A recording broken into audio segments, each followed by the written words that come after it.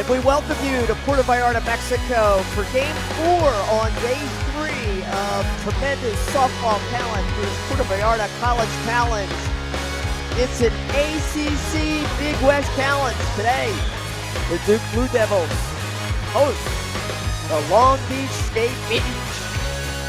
Happy to have you with us, everyone. Tracy Warren along with Kat Osterman on what promises to be a great showdown. Duke coming into today's game with a record of 2-1, having beat Nebraska and Iowa State, losing to Oklahoma. The Beach is looking for its first win. They lost to Nebraska 7-2. They lost to Oklahoma earlier today, 11-3. Kat Osterman, we are going to have a moment of silence for our national anthem.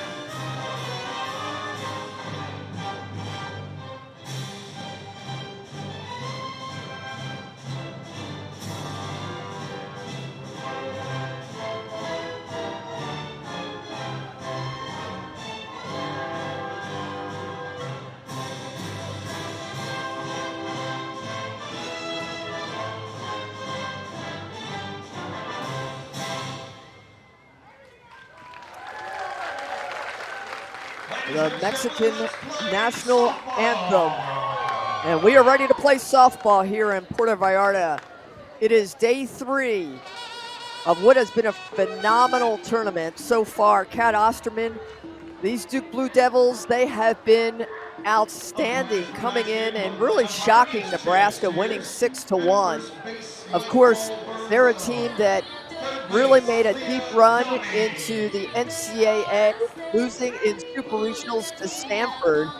Fairly young team, but they've got a lot of upside and a lot of promise.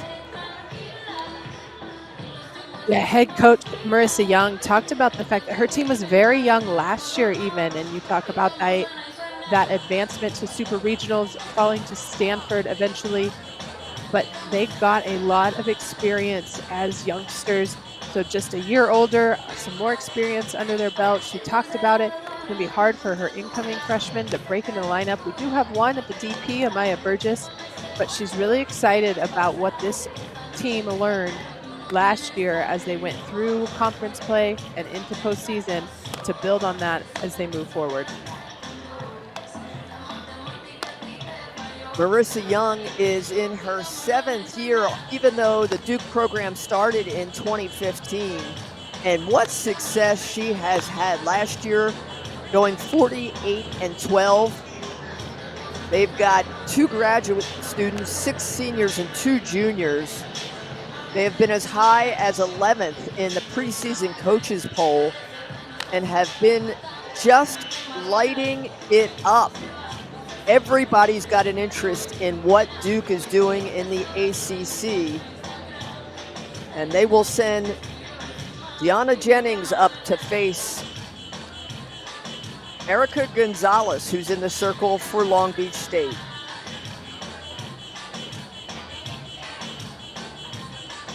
Gonzalez is Long Beach State's best pitcher thus far, having thrown 4.1 innings. Just under a 5 ERA, only giving up 3 earned runs, but she's going to have a tall task against this Blue Devil offense.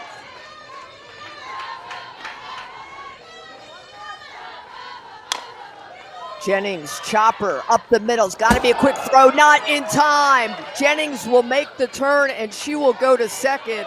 Deanna Jennings leads off the game. safely aboard at second base.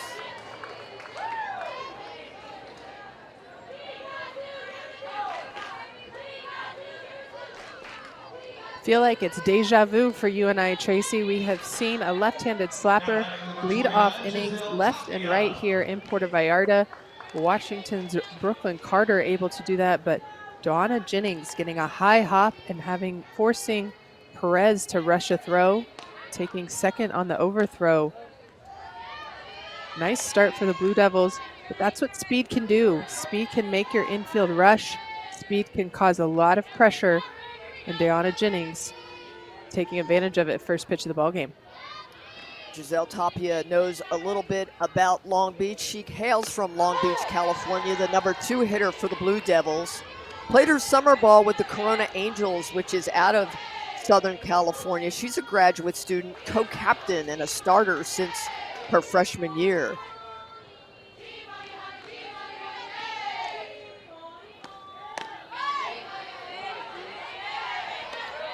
A big difference you'll see from Marissa Young's roster as opposed to some others, and she talked about it. She does not have transfers. It is hard academically for anybody to transfer into Duke, so it is hard for her to get as many transfers as other schools can. Therefore, her recruiting is all that much more important, and the development of her athletes while they're there. It is amazing how quickly the ACC, okay, you've got Florida State, but the other teams are growing in the ACC in softball prominence so quickly, Duke being one of them.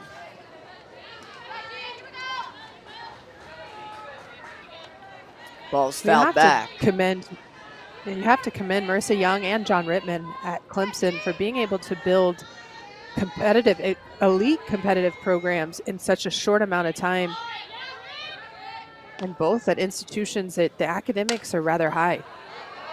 Of course, John is at Clemson. He was previously at Stanford, and it seemed like he was in the NCAA tournament almost every year. And then when he got the nod to go to Clemson, quickly built that program. We'll see them next week here in Puerto Vallarta as Tapia has worked a full count. Pounds that foul.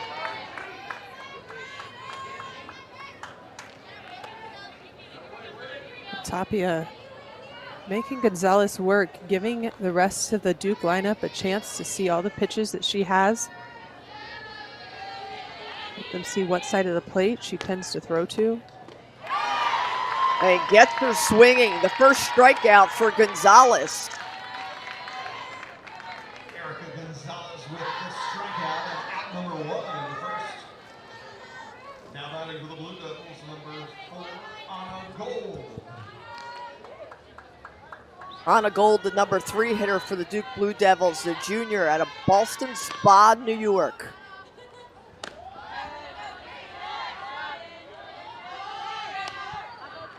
She was NFCA All-Region 3rd team last year, first team All-ACC.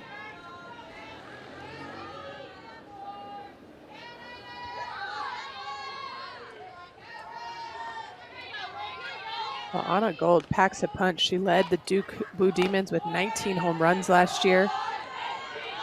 Have to imagine if you're calling pitches for Long Beach State, you know that, so you're going to give her a hefty dose of off-speed pitches as well as try to stay down in the zone.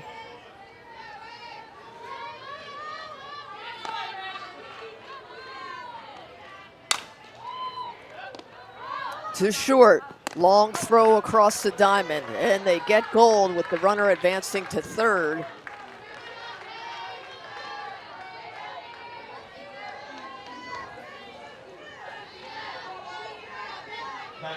That'll bring up Claire Davidson, the senior out of Lakewood Ranch, Florida.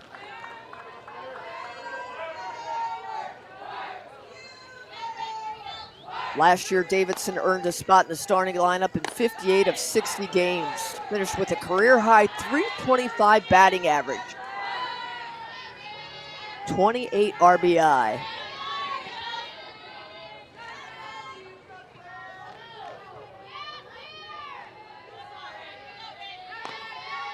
Well, the experience that Davidson has as a senior. is why a lot of times seniors will be in the middle part of that lineup. They've adjusted to the pitching at the college level, but more importantly, their approach is mature. They're able to pick a side of the plate until they get to 2 strikes, be very patient until they see a pitch that they can drive. Ball low. You've got to think Long Beach State, which went to the NCAA tournament last year out of the Big West, winning the Big West, is a bit frustrated about their performance here in Puerto Vallarta. They have not had a beach-type game yet.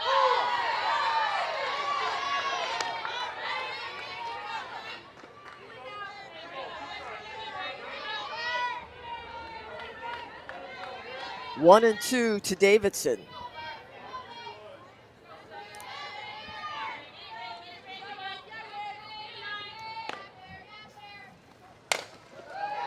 Back up the middle, and that will score a run, and Duke strikes first. It's a 1-0 ball game here in the top of the first.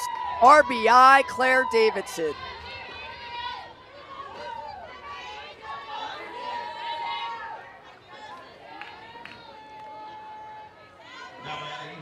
Well, Tracy, you have to look at the play on Dewana Jennings' single in the first inning. That overthrow really set it up for Duke to be able to have an RBI in that situation. If that overthrow doesn't happen, Jennings could easily have been on second for that instead of third. A play at the plate could have been possible. So that error costly for Long Beach already early in the game. Amina Vega, the number 5 hitter for Duke, trying to keep the offense going. Sophomore out of DeBari, Florida. Preseason All ACC. Runner going. Tag. Not in time. Stolen base for Davidson.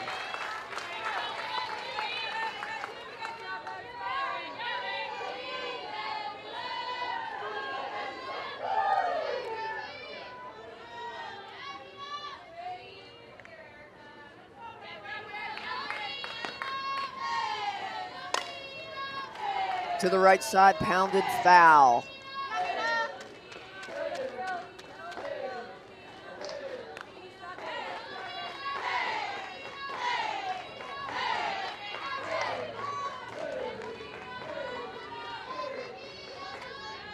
What a slate for Duke.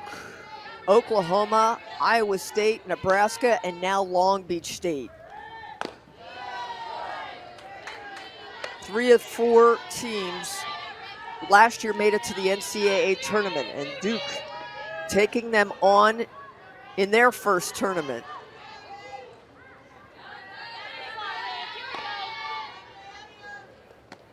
Well, to be competitive and be ready for the postseason, you can't shy away from good competition. And that's how Marissa Young has really built this program. From the get-go, you have to expose your athletes to what it looks like to play at a high level. She's been able to recruit athletes that not only understand that, but can also execute. That ball is roped to the second baseman, Bicker, but she gloves it for the 3rd out of the inning, but not before Duke can plate one. The Blue Devils on top, 1-0.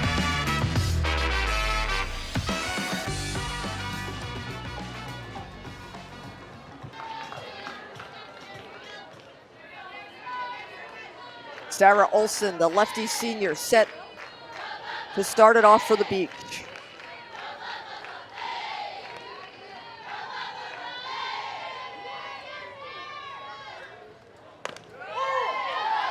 Strike one called.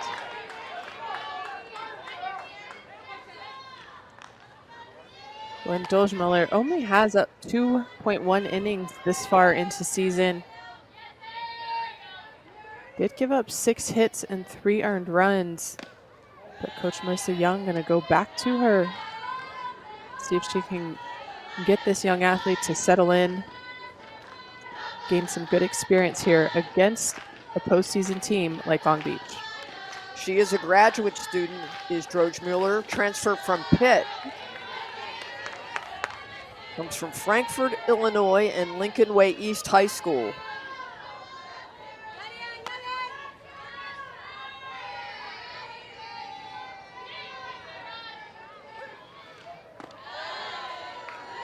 Ball in the dirt.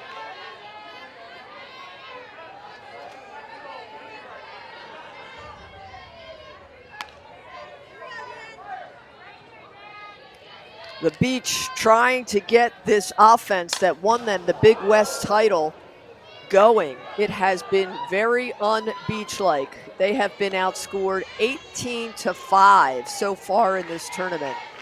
And it is usually the Beach that is putting the pounding on the other teams. Kim Souter is the head coach. She's in her 18th year, a former player at Long Beach. Back in the day when the team would go to the College World Series, and a leadoff walk for Sarah Olson. You have to give it to Coach Souter, though, in the scheduling she has. Her team won, as you mentioned, conference last year, got the postseason bid. They've played Nebraska already. They've played OU. They're going to play Iowa State tomorrow. But 3 teams right out of the gate that made postseason. It doesn't get any easier for them next weekend. They have 2 games against Arizona. They face off at Arkansas and Nebraska Omaha, who also was in the postseason. So she's piled on a difficult schedule for her athletes this season in order to prepare them for conference and then even past that.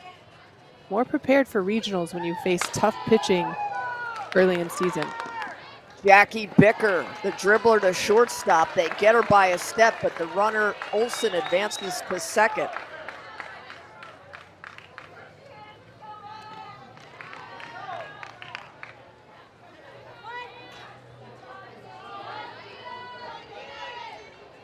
Now batting right fielder, number 25, Michaela Medellin. Michaela Medellin steps in for the Beach, one of 2 sophomores in the starting lineup. George Mueller in the circle last year at Pitt, where she earned a degree in business administration, appeared in 71 games, earning 48 starts and owned a 3.97 ERA in the circle.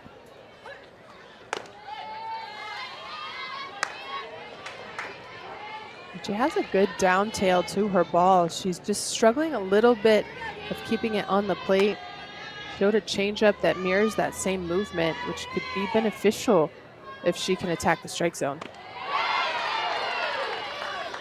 And there's that changeup.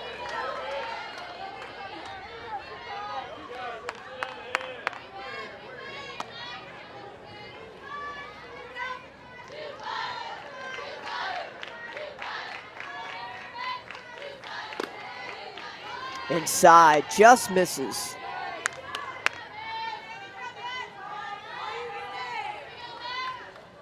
George Miller came just the 3rd Panther in their history to record 2 seasons with 100+ strikeouts, with 147 in 2022 and ground ball out. And then she had 124 in 2023.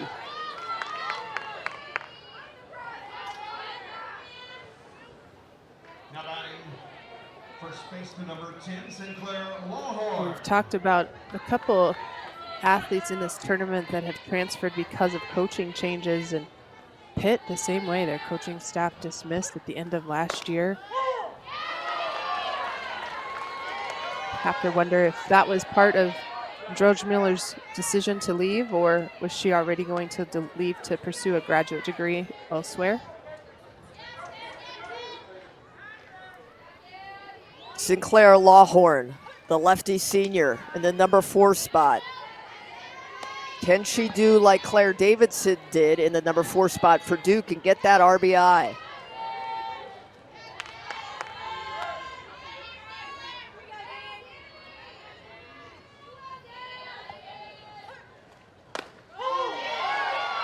Strike called. Lawhorn played in 30 games, starting 10 last year, hit .233.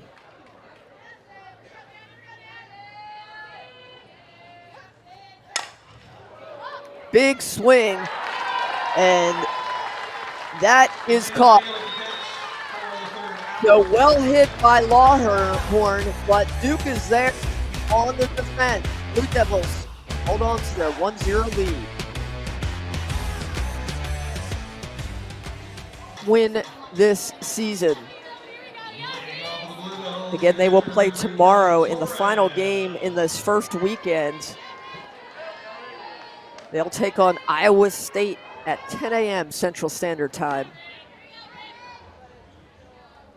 Kelly Torres steps in for Duke.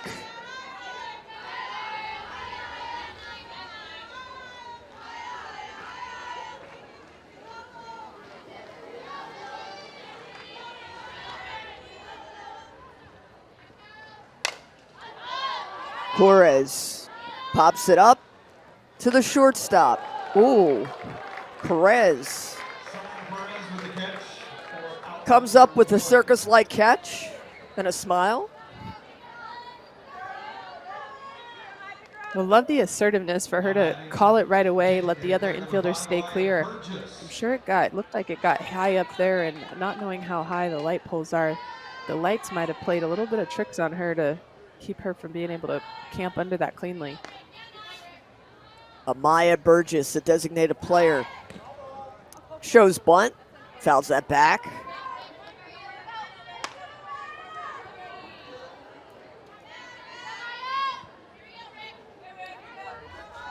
Coach Young talking about her freshmen and saying they know it's going to take a lot to break into her lineup. She did say Burgess, who we see here, is the most likely to break into the lineup in this DP role. She has a lot of tools to be a triple threat on the left side. But with the experience that her sophomore class gained last year, she said it's going to be really hard for those freshmen to be able to see a ton of playing time when it matters. Burgess is the only freshman for Duke in the starting lineup. So to your point, Kat, you have got to bring it if you are going to crack this Duke starting lineup. We have seen so many talented freshmen here in Puerto Vallarta. Cassidy Pickering, who had the grand slam for Oklahoma. Phenomenal.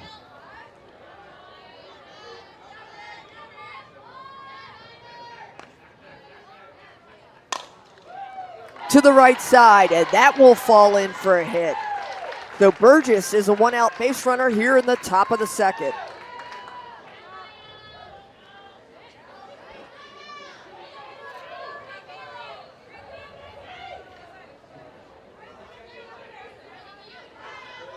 Another athlete that can run, so wouldn't be surprised if we see Coach Young put her on the move. Kelsey Zampa, the junior right fielder, out of the number 8 spot. Swinging first pitch also goes right side. And the Blue Devils have runners on first and second.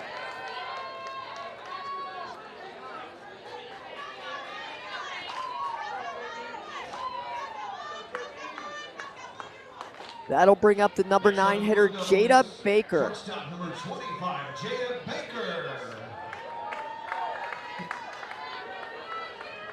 Very aggressive approach by Zampa after only registering 30 at-bats last year. She goes up, ready to swing the bat, not trying to work a count. But a good piece of hitting, trying to hit behind Amaya Burgess.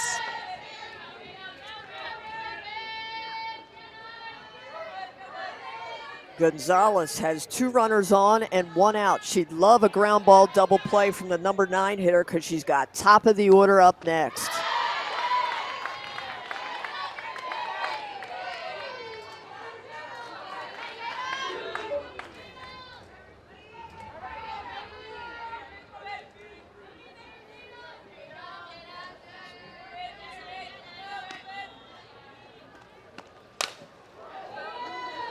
That ball is hit well, but foul. It has been in the mid to high 70s all day in Puerto Vallarta. Just beautiful softball weather.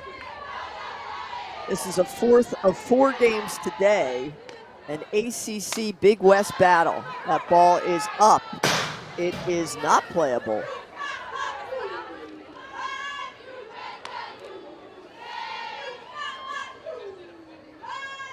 Burgess is on second. battling during this at bat. She got down quickly 0-2 after chasing a changeup low in the zone. Gonzalez went back to that changeup, but Baker looped it foul. And fouls that off.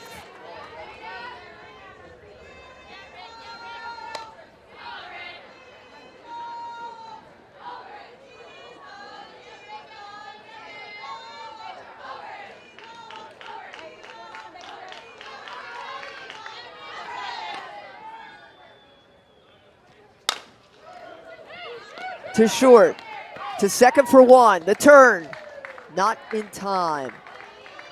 So the Blue Devils will advance a runner. They've got first and third now with 2 outs at the top of the order.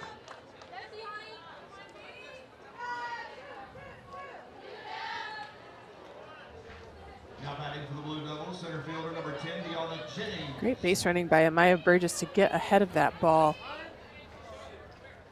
And then good hustle by Baker not to get doubled up. Deanna Jennings led off this game with a single, advanced on an error, so a threat to be able to put the ball in play and make some action happen for the Blue Devils. You know, when softball had started, everybody was, Pac-12 was a dominant conference, and then it quickly shifted to the SEC. And then with Oklahoma and Texas, it was, hey, look at the Big 12.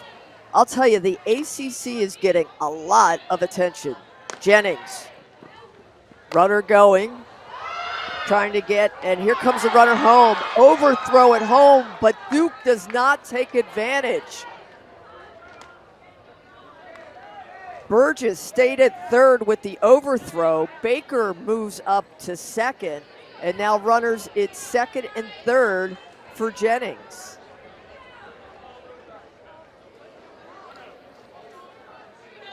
Baker did her job to draw the throw all the way to second base. When that throw goes all the way through, Burgess is supposed to break. She broke late, which allowed Long Beach to be able to throw home. But instead of watching the throw, she committed to going all the way back to third, which meant when the overthrow happened, she was in no position to race home, especially with Gonzalez coming to cover the plate. So 2 outs, runners on second and third. Top of the order for Duke. They lead by 1.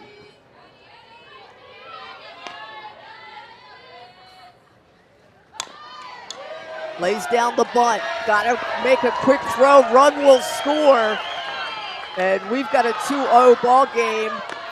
And a run down, the throw home. And it looks like they got her on the throw home. So not before another run could come across for the Blue Devils, as Duke takes advantage of some crisp running. And they lead 2-0 as we move to the bottom of the second.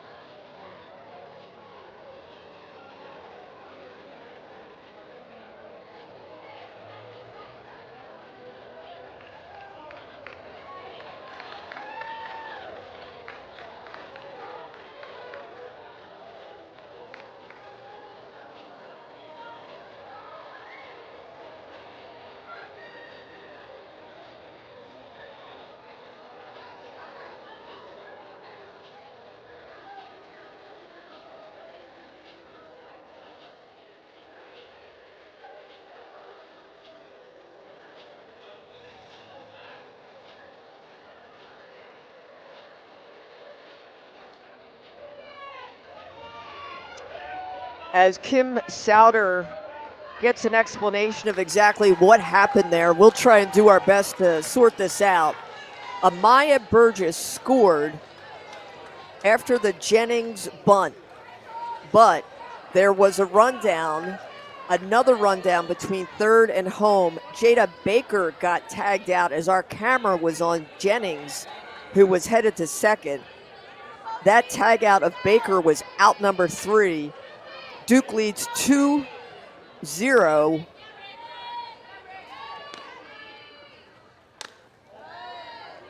And it looks like runners on first and third. First and third, and Jennings is back up to bat. So the whole play was negated.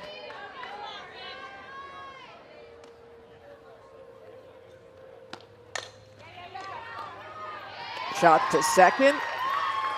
And the Beach gets out of it. So we will sort all of this out. But for now, the Beach is out of this. We're moving to the bottom of the second.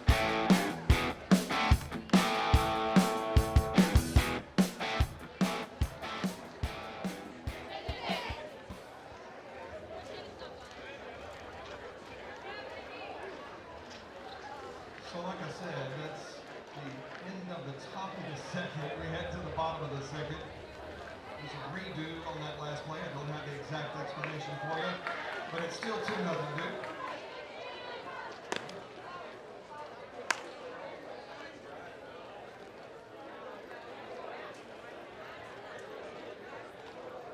The Blue Devils take the field. The Beach prepares to bat.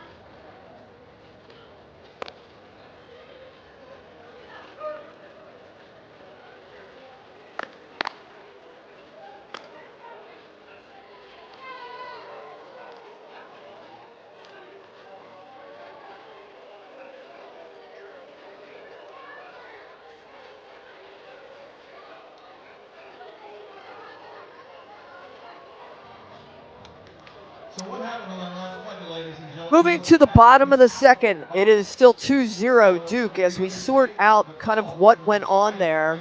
Our Cat Osterman, who's got some clarity, says we believe that Jennings was out of the box. They reset the play, so she got another at bat. She wound up grounding out, but not before Duke could push across another run. So it is 2-0 Duke as we move to the bottom of the second.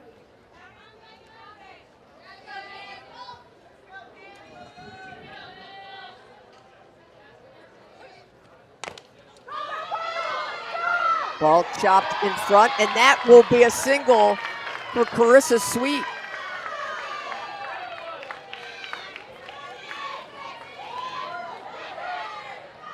Well, that's equivalent of a swinging bunt right there. A soft hit by Sweet, but both Drojmuller and Torres going after it aggressively, and both of them communication a little lacking, pulling out from fielding it. But back to your initial assessment of that last play for Duke when they were at bat.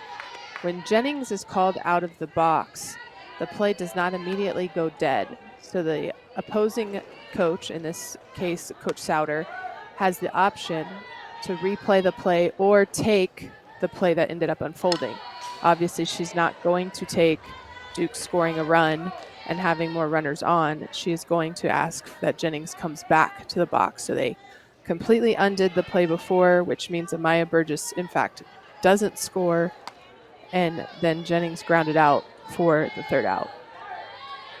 So they have taken a run off of Duke, and they have, the official stats have it a 1-0 game. So to your point, Kat, the Burgess run is not counted, and it is a 1-0 game. here in the bottom of the second with Martinez up and Sweet on first. Leave it to our Cat Osterman to help decipher what is going on in Puerto Vallarta. We've had a lot of tricky plays and a couple of redos here in our games, Tracy. It's not always easy to keep everything in line when we can't see all the umpires and have an above view like you would in person. Throw down the first, not in time. Well, they say that's what early tournament play is for, right? You get the bugs out. You want everything to happen and see how you react to how these events unfold. Maintain your focus and persevere. So it's just a one-run lead for Duke. Martinez, the off-speed, waits on it, caught at first, and that'll be the first out.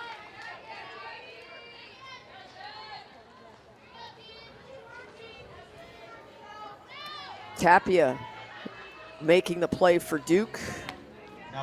And that will bring up Jaden Barajas, the senior catcher.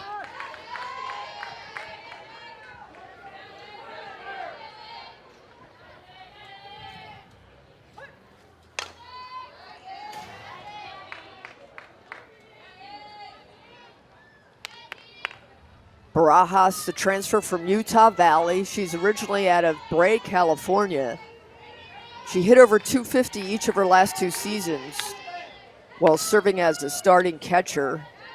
We have seen Utah Valley in this tournament. Big swing and foul. Utah Valley has not been able to win a game, although they've had some close ones.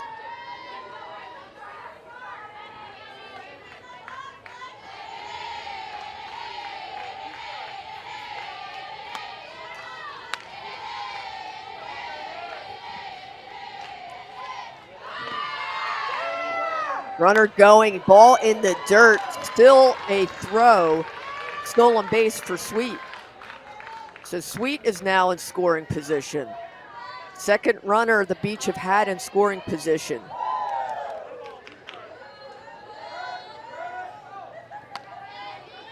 Sweet, not an obvious choice to run. Only 4 stolen bases last year.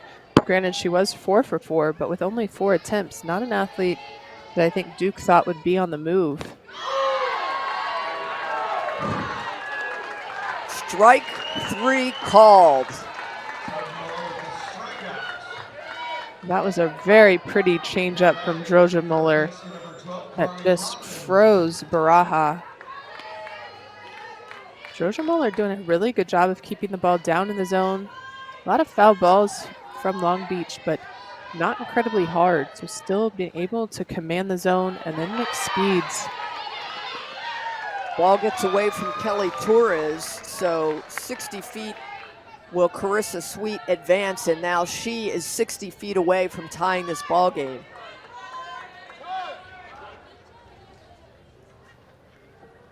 Carly Robbins in the number 8 spot as Duke wants to talk things out in the circle.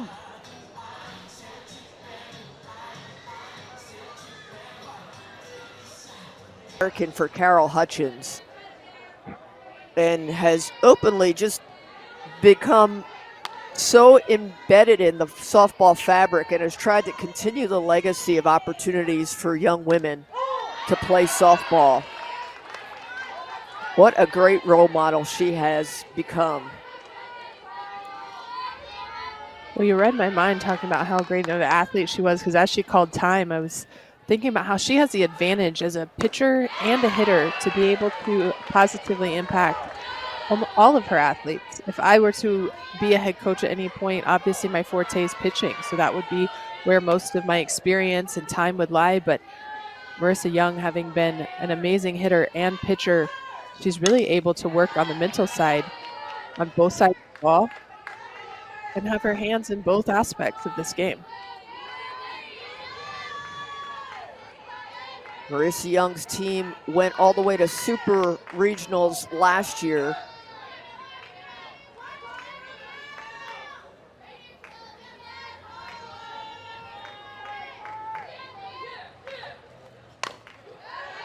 Ball pounded, fouled.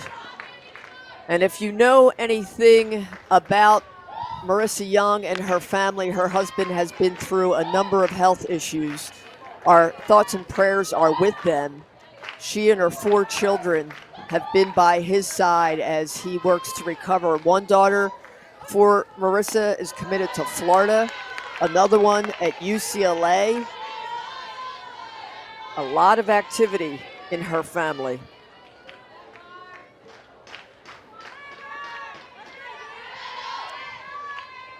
When you listen to Marissa Young talk, and you just know that she's a competitor, and so to be raised in that family with her as your mom, I think that one, kids probably had no choice but to be athletes, but 2, they're going to grow up and understand how to compete and compete the right way.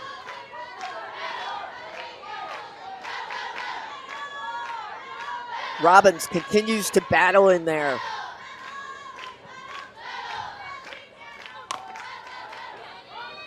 To the right side.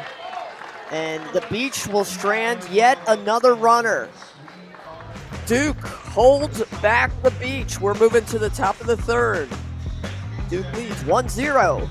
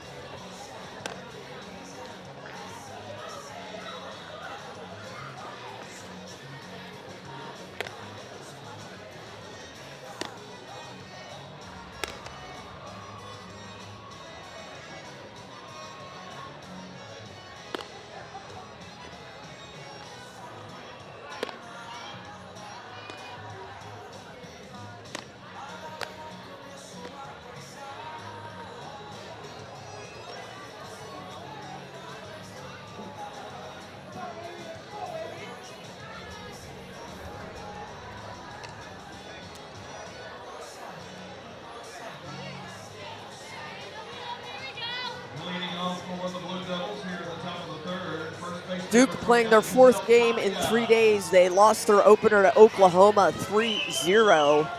They won back-to-back games against Iowa State and Nebraska 16-3, 6-1. And now they're trying to take it to Long Beach State out of the Big West Conference. 2, 3, and 4 set to face Erica Gonzalez. Giselle Tapia struck out her first time up.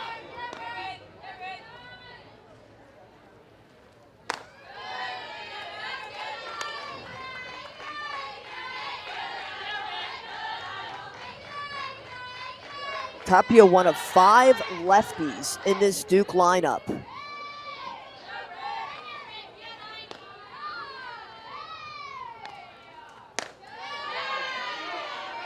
Well, so many college coaches are really favoring lefties and not the slappers. Back when I played, slapping was a big deal. You had at least 1, 2, if not 3 of them. You know, University of Arizona made their name for the longest time having slappers, but power hitting lefties are now the priority for so many college coaches when they're recruiting. Tapia walks to lead off the 3rd, and that'll bring up Anna Gold. Rounded to short her first time up.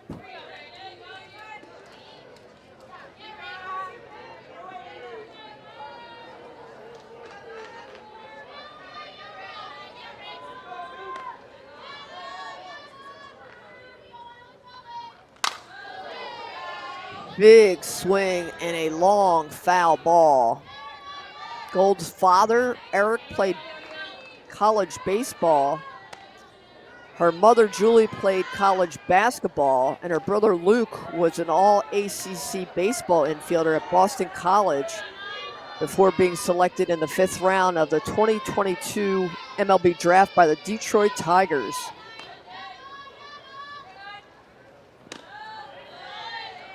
With a name like Gold, Can you go wrong? I mean, not really, but I was about to say that's an athletic family, athletic genes. Have to wonder how many nights she was in the cage with her brother growing up. Grounder to short. We'll try and get two. And they get the one at second. Reluctantly, Tapia is going to come off second base.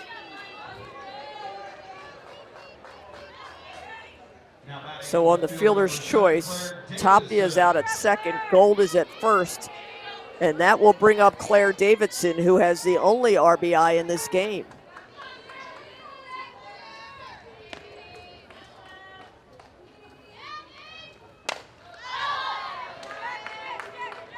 Right side. Second baseman Bicker underneath and gloves it for the second out of the inning. I have to give it to Erica Gonzalez. She's doing a really good job against this Duke lineup. Not overpowering, not a ton of swing and misses, but she's locating things just enough off the plate or just enough out of the zone to get miss hits, mixing speeds to keep them a little bit off balance. But Claire Davidson had driven a ball up, the ground ball up the middle. Starts her with a first pitch rise ball to induce that fly ball for out number 2. But very efficient execution from Gonzalez. It is amazing the caliber of athletes Long Beach continues to get at their school. You know, everybody's so drawn to UCLA and Southern California. Of course, USC doesn't have a softball team. But Long Beach State gets all these athletes who play for the Corona Angels and in the SoCal system. That ball to left field and glove for the third out of the inning. So Gonzalez and the Beach making quick work of the Blue Devils. We're moving to the bottom of the third. Duke on top 1-0.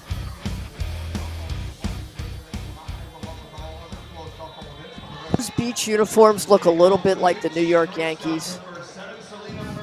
Just a little bit.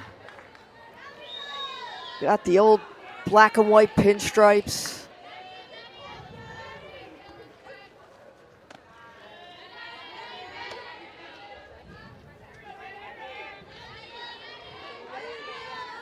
Oh, very similar. The black and white pinstripes, the black socks with stirrups, and even the LB logo, a little bit old school, like a Yankees NY up there. Selena Perez, the sophomore out of Chandler, Arizona, was all Big West, all freshman team last year. She started 47 games as a freshman. Played primarily shortstop. That's where she is in today's game. Has just been a mainstay for the Beach.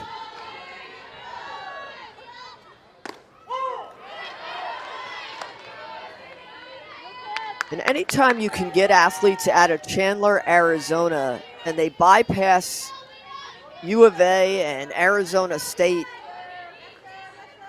and they go to Long Beach, you're doing something right. Well, it's funny you say that. My catcher in college was actually from Chandler, Arizona, so we roped her out of Arizona to get her to Austin, Texas. And was that Megan Willis? That was.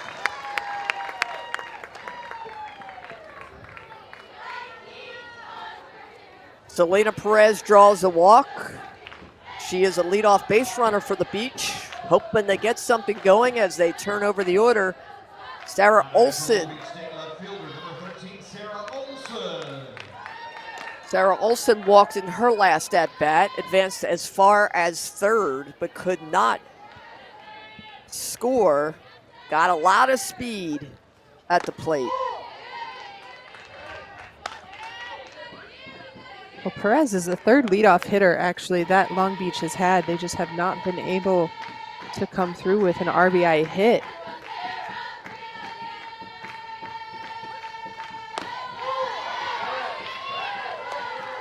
Olson was an all Big West first team. She hit .329 last year. 7 doubles, 5 triples, 4 home runs. She is 3rd in Long Beach history in stolen bases. Off the fist to 3rd.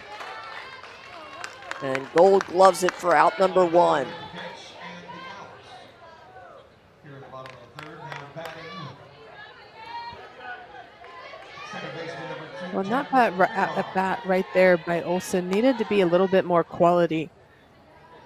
A little too patient. George Mueller got her for 2 strikes on the outer half, essentially the same pitch. But need to be able to put the ball on the ground in order to let Perez advance. Kat, I agree with you. There is a swagger to the beach that you're not seeing here in Puerto Vallarta. When they play in the Big West, you almost feel like they own the Big West. They are that good. And they have no reason not to bring that swagger here. And to your point, that at bat by Olsen was very un-Olsen-like as Bicker tries to pick her up. To the left side, the throw will be to first. That's the only one they can get as Perez moves up to second base. 2 outs. Well, I think that's what seems missing watching Long Beach State right now is just the swagger, the confidence. You know they're a great program. They won conference last year. They got to postseason. Historically, they've even been good. So come into this opening weekend where nobody knows what anybody else is capable of yet.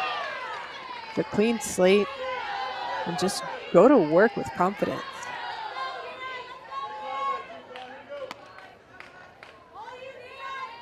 Michaela Medellin trying to get some offense for the beach.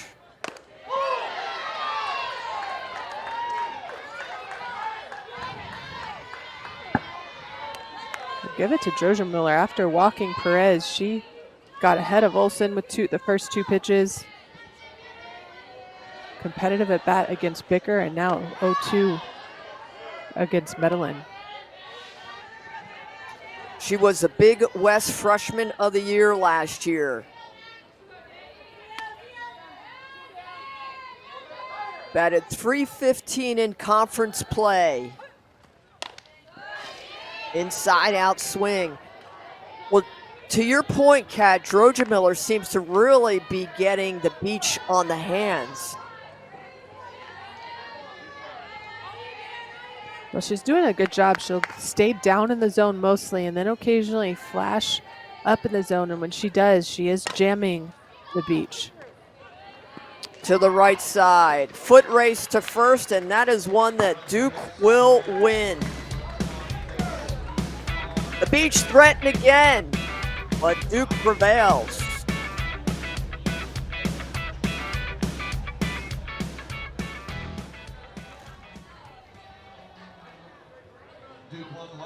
Out in the streets, getting people to understand the sport of softball and the quality of Division I softball play. It is phenomenal to see all the fans in Mexico come out and support softball. That ball well hit to center field, but Martinez is under it for the beach and gloves it for the first out of the inning.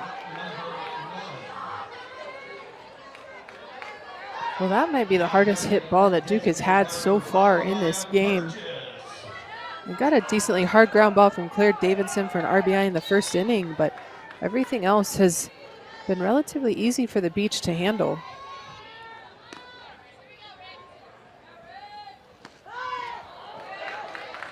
Burgess shows bunt. She had a single in her last at-bat. And you remember, her run scored was taken off after a little bit of confusion at home. But we had to do a replay with Jennings. They took off the Burgess run scored, so it's 1-0, not 2-0. Duke on top. They'll try and get that back right now.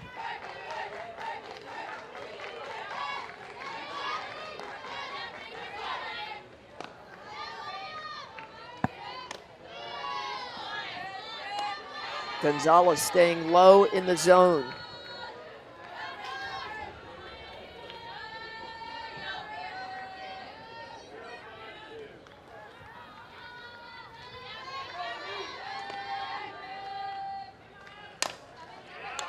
Burgess to the right side. Quick throw to first by Bicker for the second out of the inning.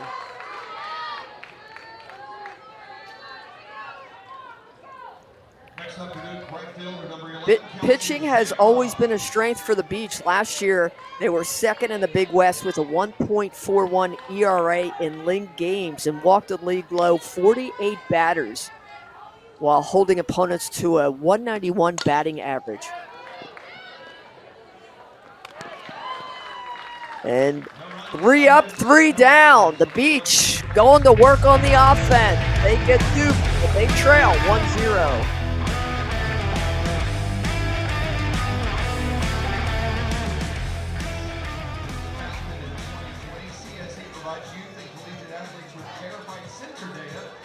Trusted by and tested with over 200 college programs, and CSE's team of dedicated mathematicians can provide the only valid data outlet available to accurately evaluate players as they compare to collegiate levels. So visit the CSE tent today if you want to learn more.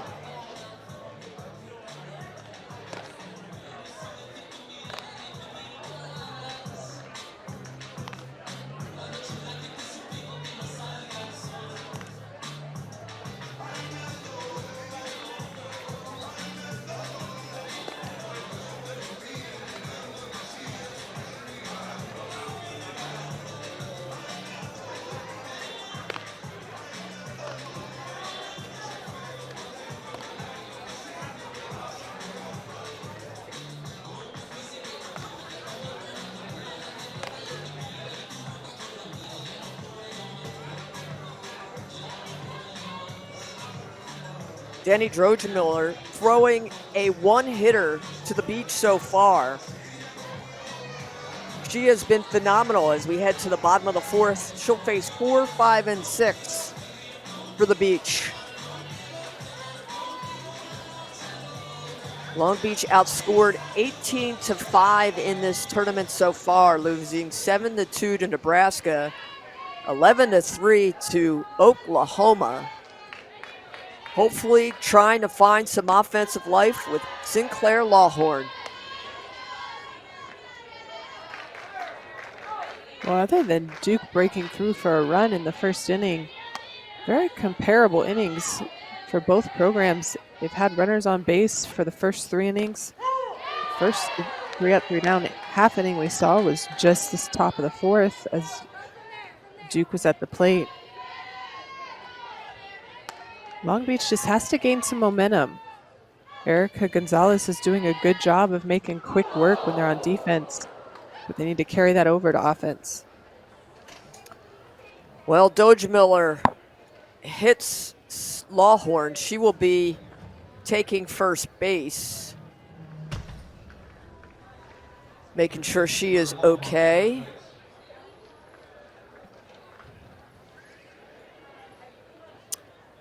And she's got a smile, telling the umpire she's okay. She'll be sore tomorrow.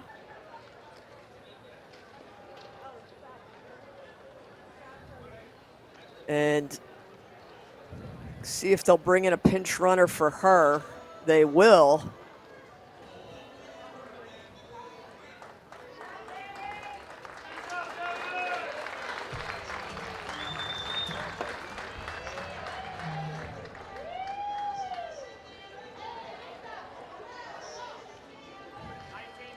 So pinch runner will come in. Carissa Sweet, who has the only single for the Beach, is up. And a new pitcher for Duke.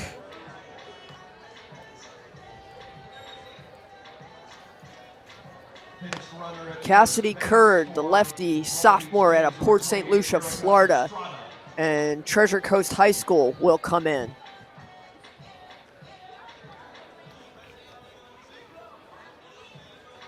Well, Curd, one of the 2 aces of this staff for Marissa Young, had 127 innings last year, just a 1.65 ERA, so very experienced, very confident, going to give Duke a little bit of a different look here with a runner on first. I like this switch by Coach Young and her staff. You let Mueller get just enough work in and a lot of good work to where she has confidence. And then put in your experienced pitcher to come in and hopefully close the door on this 1-0 lead. Kurd was a softball All-America freshman team and was a Freshman of the Year finalist. She has just been phenomenal and was one of the top players to come out of Port St. Lucie, Florida. Heavily recruited, elected to go to Duke and play for Marissa Young, and made an impact in her freshman year and is hoping to make an impact against the only Beach player who's been able to get a hit against Duke, and that's Carissa Sweet.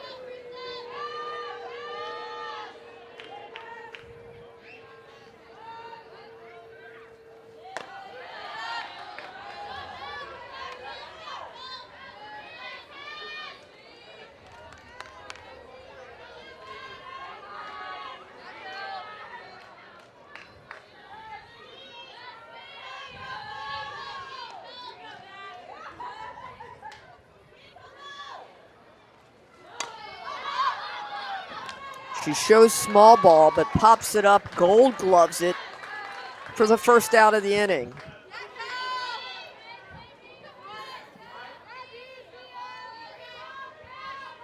Well, again, another opportunity for Long Beach with the leadoff runner on, but for the third straight inning, a pop-up by the following hitter as opposed to something put on the ground to where your base runner can advance.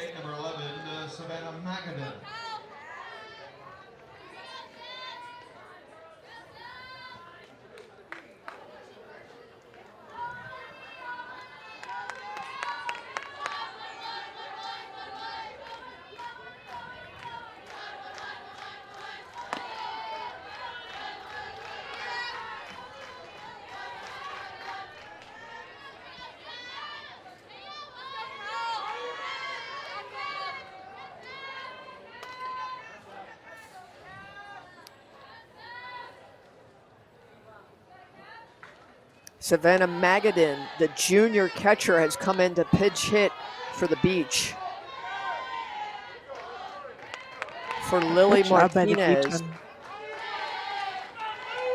Being patient, Kurd is more up in the zone where Droge-Muller was down with a drop and a change.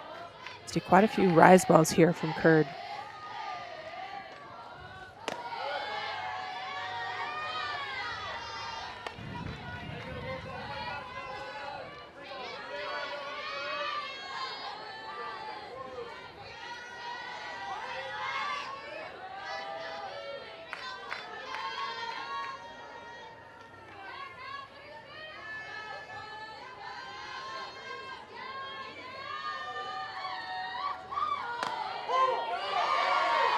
Strike called.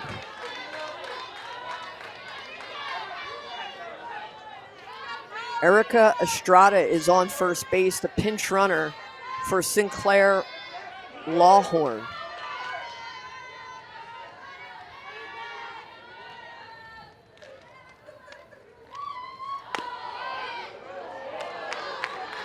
Ball 4. So Magadan draws the walk, and the Beach now have runners on first and second here in the bottom of the 4th.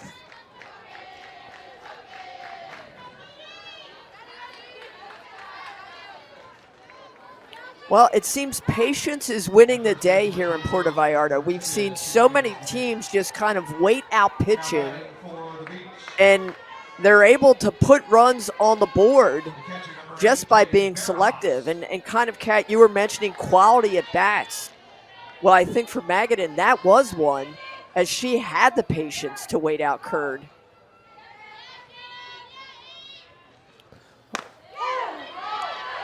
Anytime you can get yourself on base, especially with a free pass, yes, it's a quality at bat.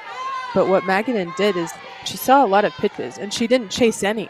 The one strike that Kurd threw, she was patient on 3-0. She didn't be overly aggressive. So she allowed Barajas to be able to see what all Kurd is going to come at you with. Well, Barajas is behind now, 0-2.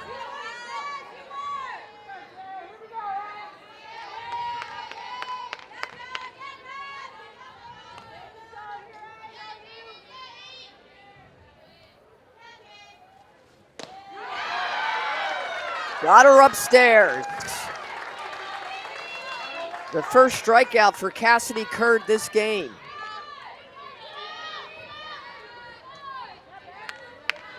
Well, Barajas showed her hand. She showed that she would chase up in the zone early in that at-bat. Curd just stayed up there. No reason to adjust if the hitter's not going to show you that they can be patient with a pitch out of the zone. Number 27, Rebecca Durazo.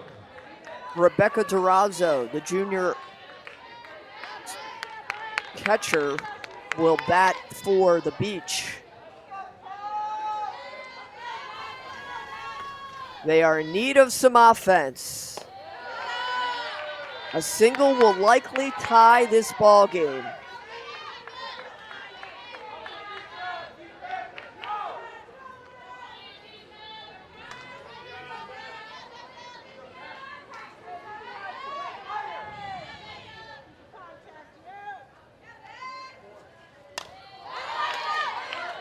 Durazo fouls that back.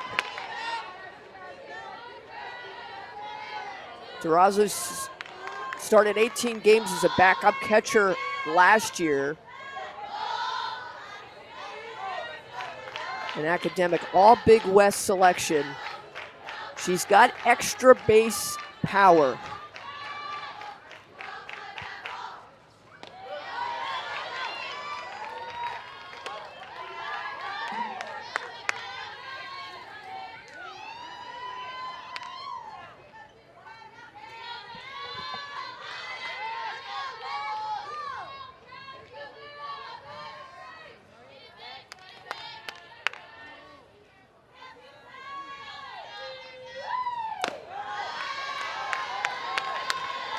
Ball 3. Selena Perez, the number 9 hitter who walked in her last at-bat, is on deck.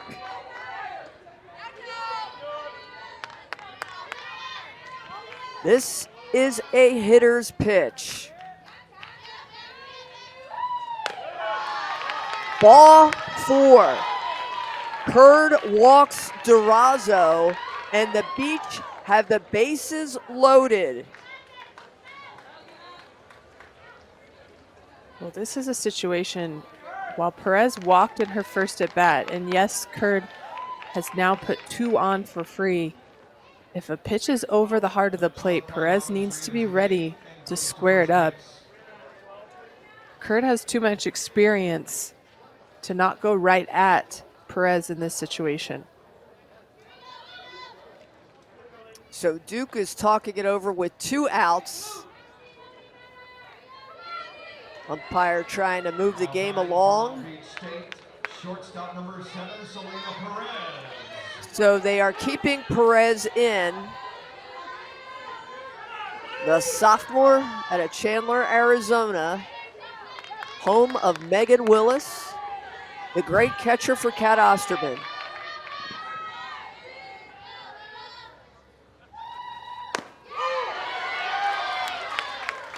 Strike called. Great first pitch right there by Curd after issuing the free pass.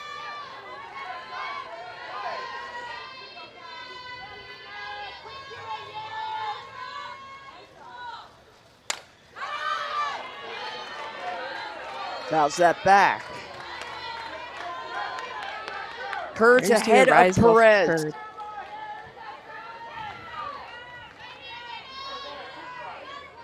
Used a screwball in the outer half for strike 1, then elevated, and Perez chased that one for strike 2.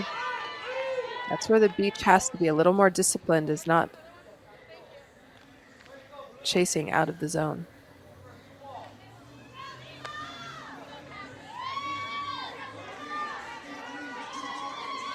They're ahead of the sophomore 0-2. Bases loaded for the Beach. They have threatened and have runners on every inning. Got Hurd looking. Hurd sits down Selena Perez with the bases loaded. And Duke fends off the threat by the beach. We're moving to the top of the fifth. Duke on top, 1-0.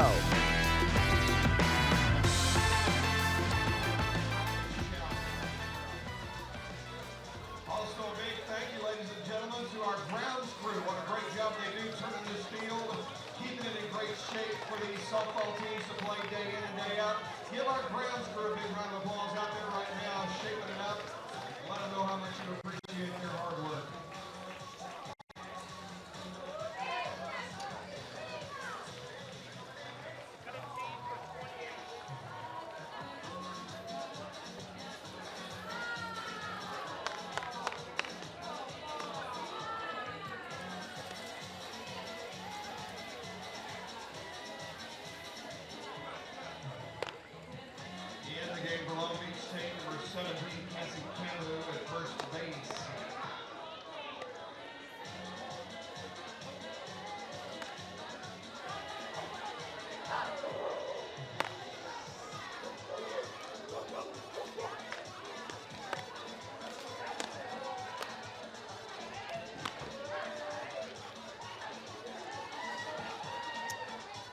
It's been a great few days of softball here in Puerto Vallarta at the College Challenge. Tracy Warren along with Kat Osterman and our entire Flow Sports production team.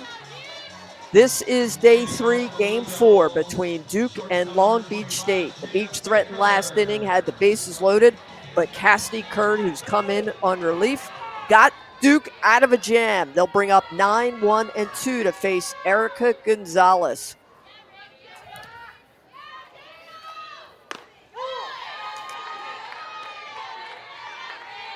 Now, after issuing 2 free passes to load the base, Kurd just went right at Selena Perez. 3 straight strikes. I think Perez thought that Kurd was going to go up in the zone again after being 0-2, but she froze her on a good pitch in the outside corner.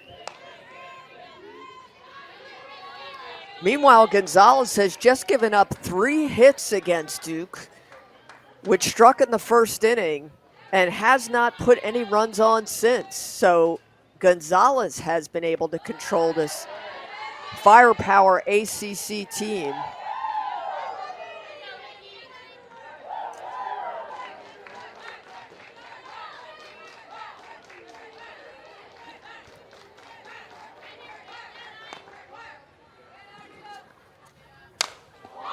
That ball is hit well.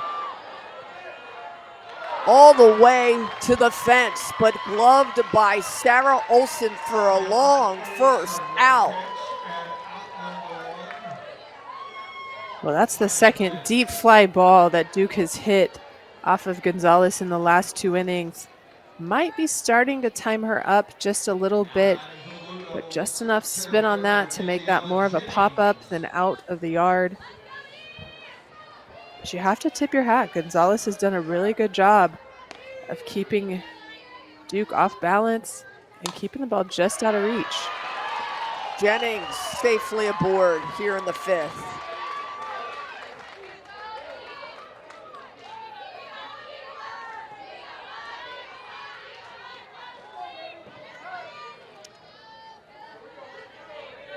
Next up for Duke, first baseman number 29, Giselle Tapia, one of 5 lefties in this Duke lineup. She walked and struck out in this game. This is the first meeting between these 2 teams in their history.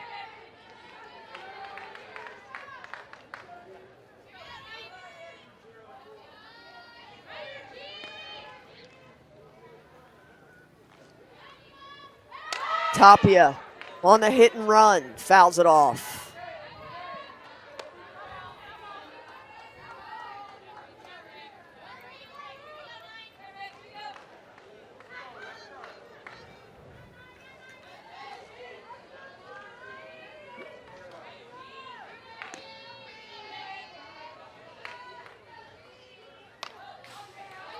Fouled back.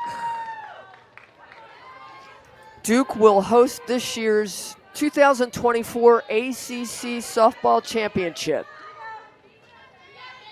It'll be the first time in program history at Duke Softball Stadium, and that'll be May 8th through the 11th.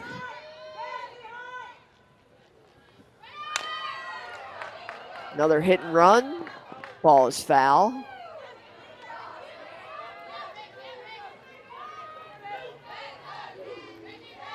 Interesting there. Jennings was definitely on the move, as you heard the bench yell runner, and Tapia approached that like it was a hit and run, but that was a pitch out of the zone that I don't feel like Tapia had to protect in that situation. Interesting call. 1-2 if that was in fact a hit and run. Count is 1-2. Ball in the dirt.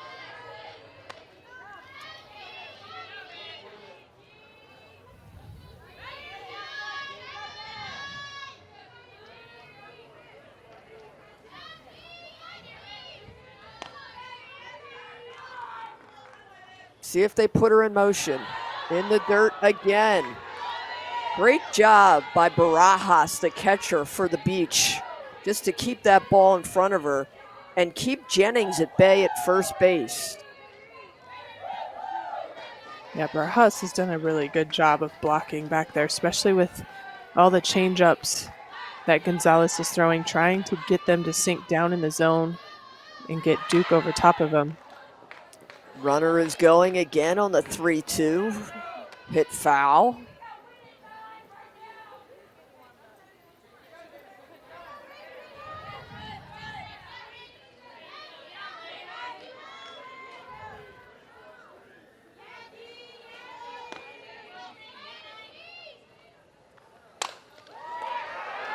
Hit sharply to first, bobbled. Do they get her? Not in time. Meanwhile, Jennings will move to third, and Duke has runners at first and third here in the fifth.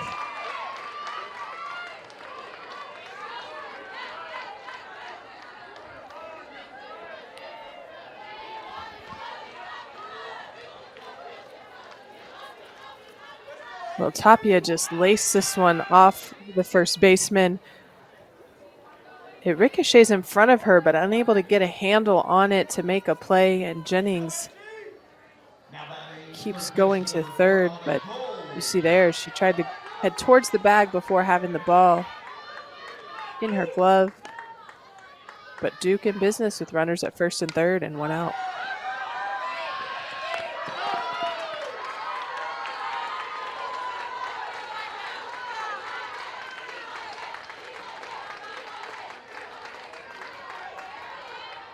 So they're going to call that an error on the first baseman.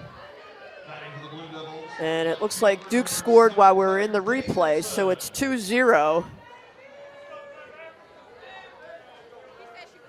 And Claire Davidson is at the plate.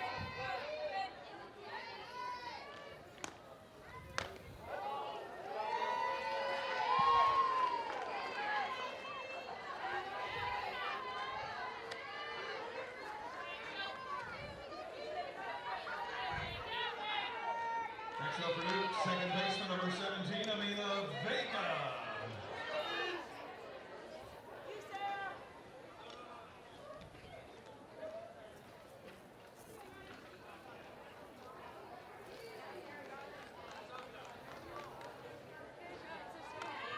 Amina Vega steps in for Duke, who now has runners at first and second. Number 23, Sarah Goddard.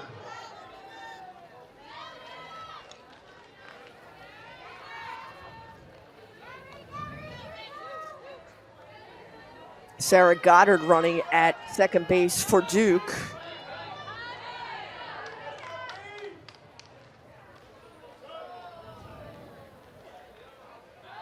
So Davidson was hit by a pitch. She is at first.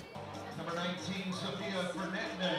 Fernandez was all Big West second team. She went 7-1 last year in Big West play with 6 starts and held opponents to a Big West leading 149 average in conference play while posting a 1.25 ERA. See if she can hold Duke at bay here and keep the damage to just 1 run this inning. 2 outs, 2 runners on. First pitch swinging. And that will get the Beach out of it, but not before Duke can push across one more. The Beach bats have to come alive. We're moving to the bottom of the 5th. The Blue Devils lead 2-0.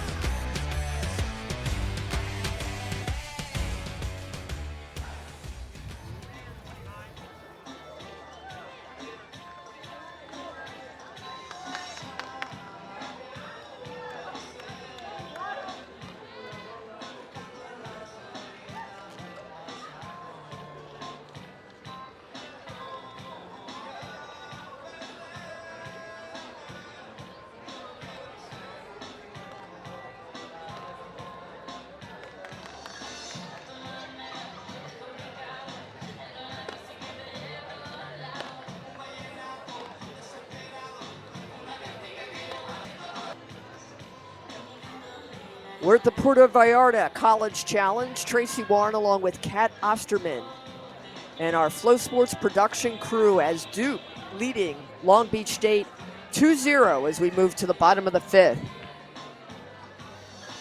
A 1-hitter for the Duke pitching staff as they have been phenomenal. Danny Drogemuller pitched 3.1 innings, gave way to Cassidy Curd, who got out of a bit of a jam last inning, and she'll face the top of the order.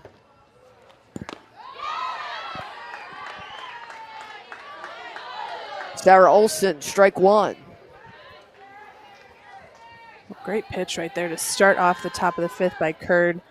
Lefty using a little backdoor action to get inside of Olson.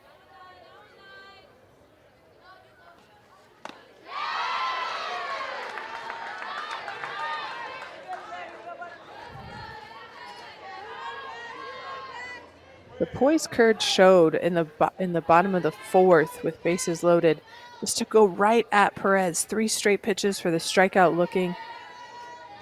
Was able to reset after a walk very quickly and impressive by a young arm.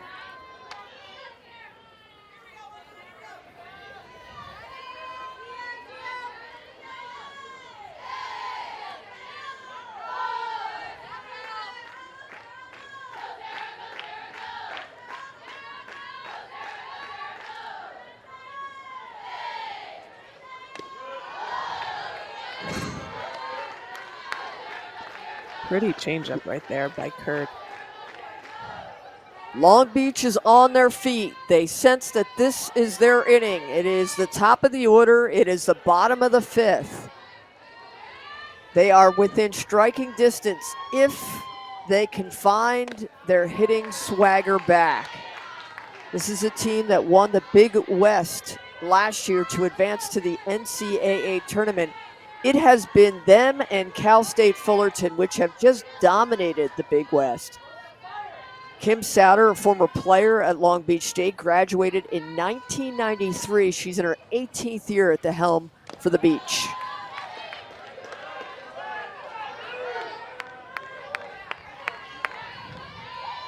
Well, after quickly working ahead 0-2, Olson has now worked a full count. Curd unable to put her away after throwing 2 quick strikes.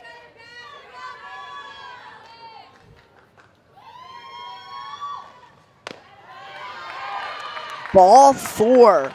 So you talk about quality at bats, Kat Osterman.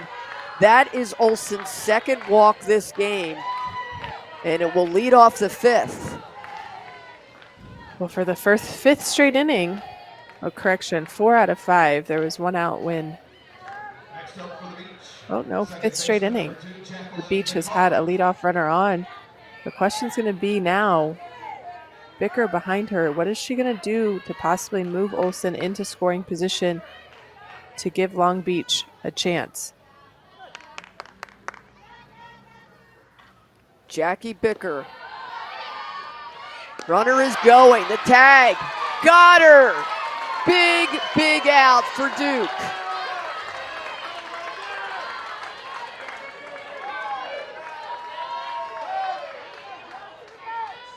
How about Kelly Torres?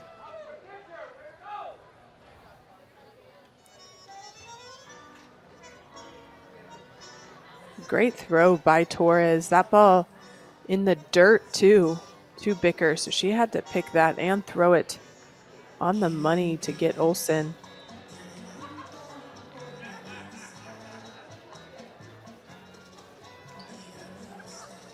So Duke, a little conversation in the circle. Marissa Young coming out. Little music, little conversation, and a little levity because they just got out of a bit of a pickle. Olsen caught stealing, and now Bicker has to pick her up. She is looking for her first hit of this game.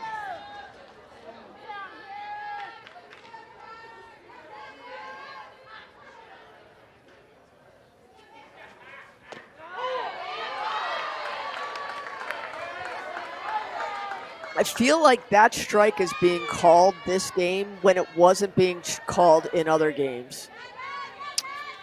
I do feel this umpire has a little bit lower of a zone than what we've seen this weekend, yes.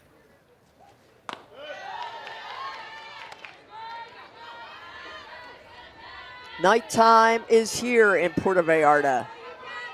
Temperatures in the 70s. A great weekend of softball. It saw last night defending national champion Oklahoma on the ropes with Washington. They went extra innings and won 4-3. Oklahoma went 4-0 in this tournament.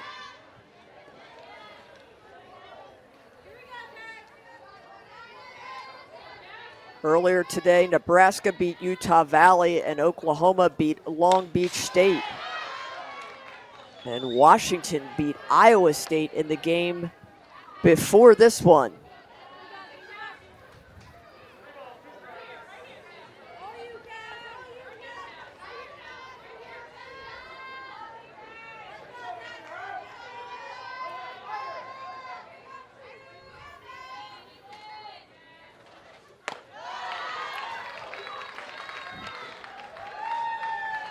She walked her. Oh, hindsight's 20/20, but if Olsen hadn't tried to steal, Long Beach would be in business right now with runners at first and second and no outs. They had bases loaded last inning and could not push a runner across. In fact, they have stranded 6 runners this game.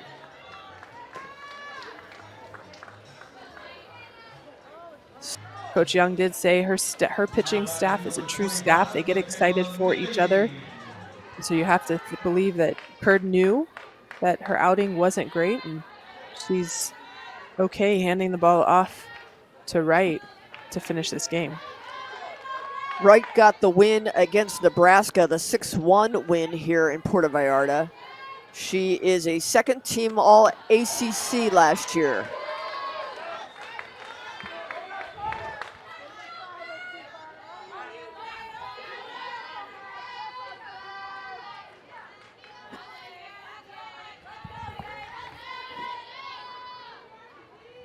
Medellin trying to push across the first run as Wright works low in the zone.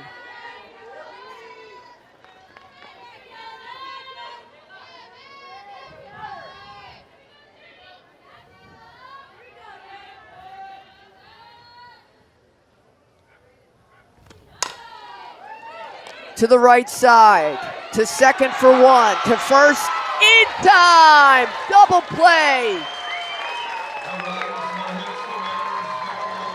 The Blue Devils turn 2 and get out of the inning as the Beach threatens yet again, but to no avail. We move to the top of the 6th. Blue Devils showing some tough D. On top 2-0.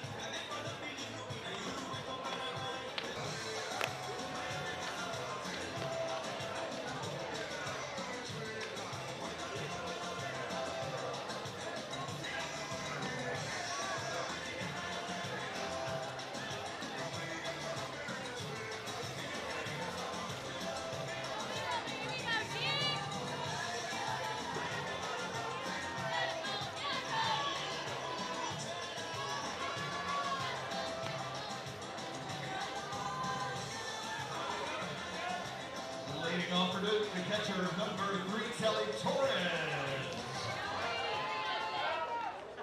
Duke head coach Marissa Young has got to like what she sees, both offensively and defensively. Her Blue Devils here in February are showing a lot of sizzle and a lot of poise as Kelly Torres leads off the top of the 6th for Duke.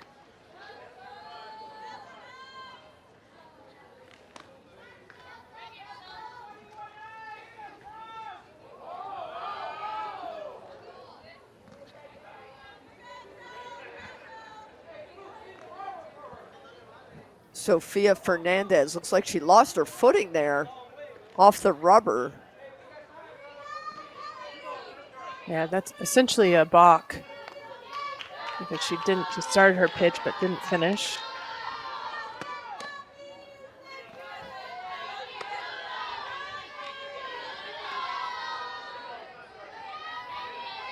So it's now a 2-0 count on Kelly Torres, who lined out her last time up. Torres looking for her first hit of the game. Strike 1. Check that. That balk made it ball 2, then it was ball 3, and that is strike 1. So a 3-1 count now to Kelly Torres.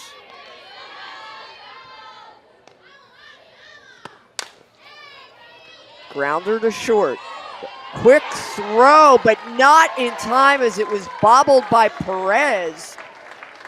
And Torres beats it out for the infield single.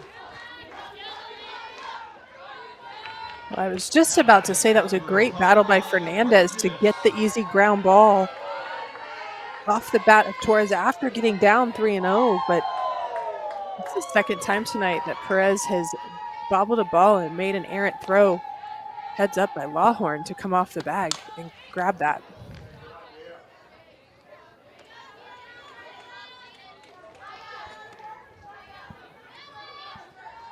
So they gave Torres a single.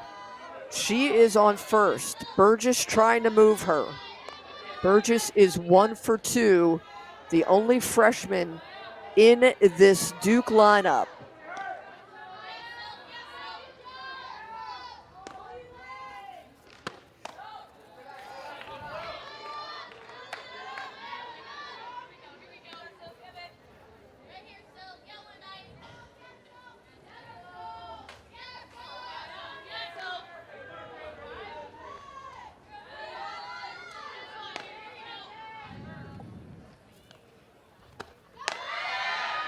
Runner going, the throw, the tag, not in time. Torres with the stolen base. And she's now in scoring position. Great jump. That pitch brought Barajas up in the zone into throwing position. And a good throw by Barajas. Really close play, but I do think Torres' hand got in there just before the tag. Yeah, I agree with you. That was a fantastic throw by Barajas.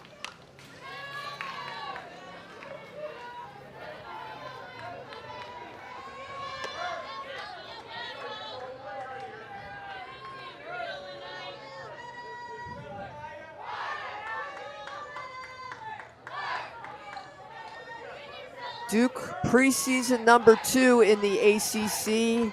Florida State was pick number 1. That's the highest in their history, which gives you an idea of what folks are thinking about Duke softball.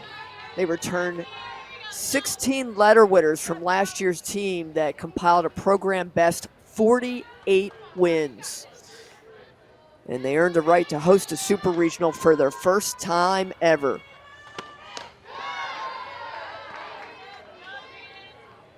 Well, a lot of people, when you say the best in history, they forget at how young this program is. So for as young as they are, that is a huge accomplishment, not only the ranking, but also being able to host a super regional. Talks about the waves that Duke has really been able to make quickly in the softball world. Well, they get Burgess with the strikeout. So the battle back by Fernandez. And that'll bring up the 8-hitter, Number 11, Kelsey Zampa. Kelsey Zampa. Zampa 1 for 2 on the day.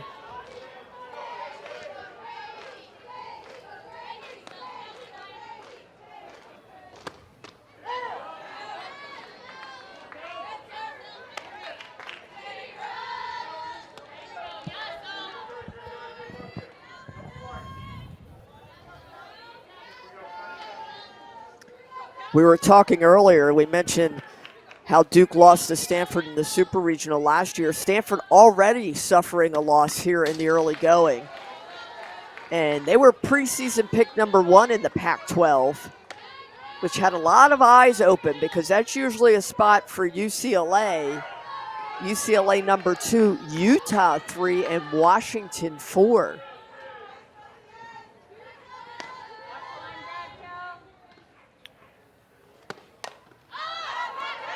Popped up to the right side. That is playable. Underneath it is Lawhorn for the second out of the inning. Fernandez has been able to come in and make pretty quick work of the Duke Blue Devils. 4 batters face, 3 outs, 1 error by her shortstop. Very impressed with the pitching staff of Long Beach and how they've been able to execute against the Blue Devils. Jada Baker to short. It's got to be a quick throw. This time, Perez gets her. Another runner stranded for the Blue Devils. The Beach ready to bat. We move to the bottom of the 6th, 2-0 Duke.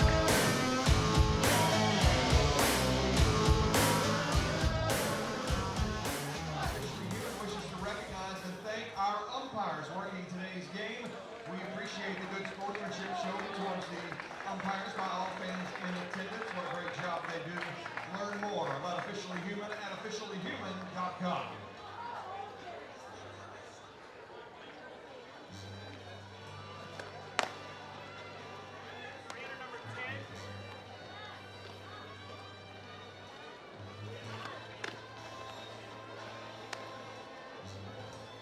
For Long Beach State, number 10, Sinclair Lawhorn enters the game.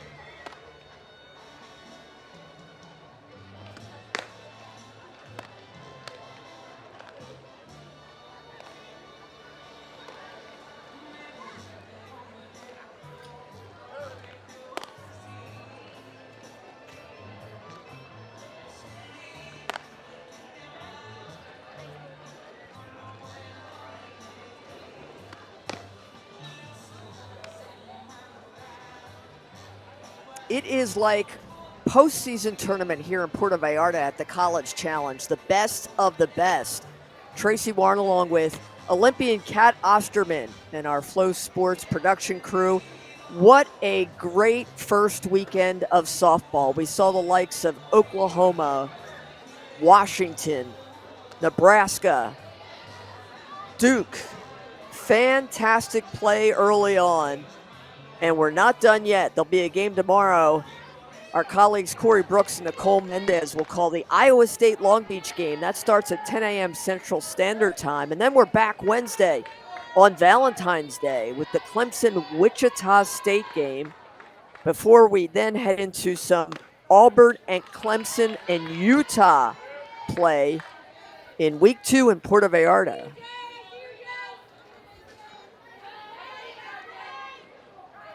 Sinclair Lawhorn was hit by pitch her last time up.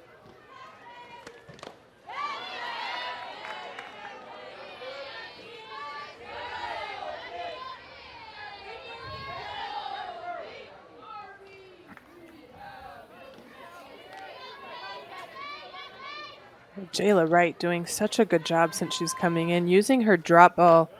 She induced the ground ball double play off the bat of Michaela Medellin. But you saw Lawhorn swing almost out of her shoes at that pitch as it dipped down. Gonna have to figure out how she controls the zone with a more consistent pitch that could be called for a strike, but right now, looking to disrupt the timing a little bit of the Beach. Wright last year ranked 8th in the ACC in strikeouts with 127 in just 1 year. She had a 2.51 ERA last year.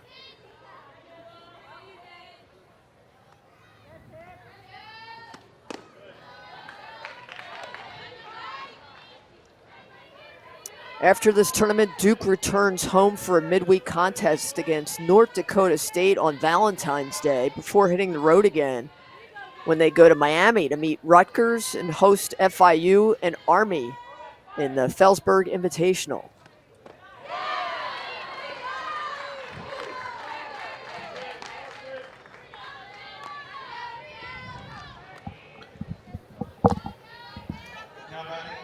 That was a great dip out of the zone right there by Jayla Wright. Big pitch and a full count. Will face Carissa Sweet, who is 1 for 2 on the day. You know, Kat, most of those pitches look like they are out of the zone. And this is a Long Beach team that is trying to manufacture a hit. So they're kind of helping Wright as she's just toying with the bottom part of that strike zone. They are. They're being overly aggressive, and she's a drop ball pitcher. She can bring it up in the zone, but right now Long Beach is showing that they can't really lay off it, so she doesn't have to. But you are right. If they were to be a little bit more patient, those pitches would not be called strikes as they're dipping out of the zone when they cross the plate.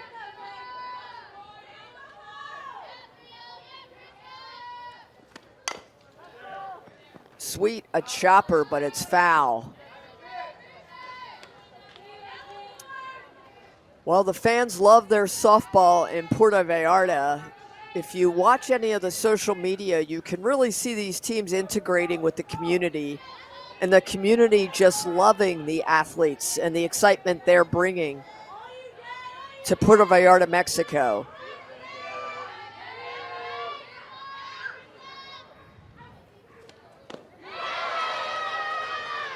Low in the zone again, and Wright doing it right. The second strikeout this inning. Well, she's using that drop ball on both sides of the plate. Was able to take a little bit off of it too. So you saw there Carissa Sweet way ahead of it, and nowhere close as that dropped out of the zone. Duke pitching is throwing a one-hitter.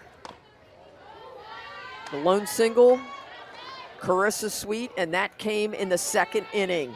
Lily Martinez is trying to find some life here as they're running out of outs are the Beach.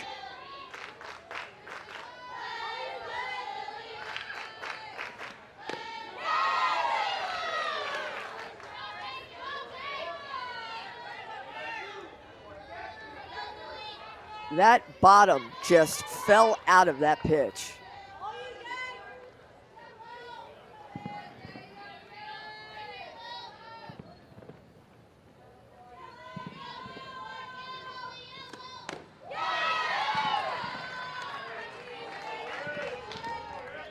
Well, again, Wright just continues to attack the strike zone, stretch it at the right time.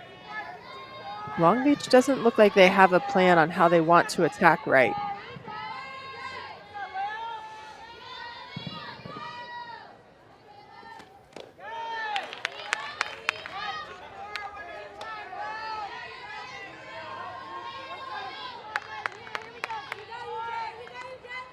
Wright is the third pitcher used by Duke in this game. Drogemuller started it, went 3.1. Curd came in, and then Jayla Wright.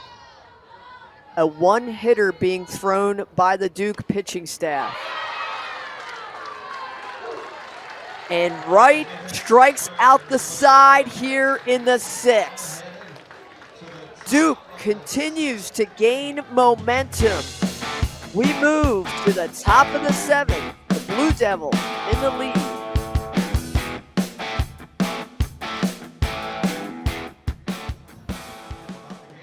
Use the hashtag PVCollegeChallenge.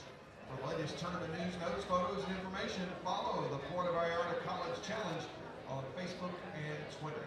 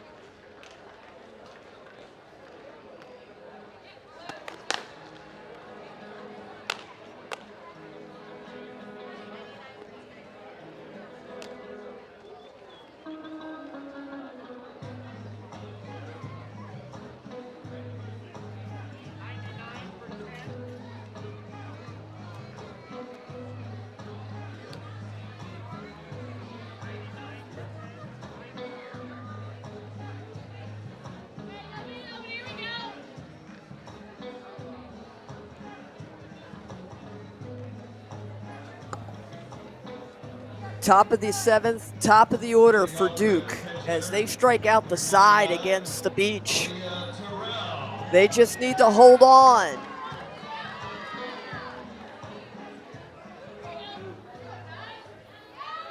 Donna Jennings set to lead it off. She is 1 for 3 on the day, the lefty sophomore.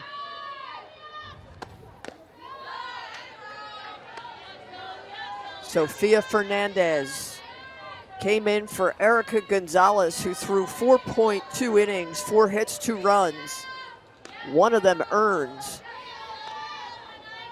There have been 3 Long Beach errors in this game.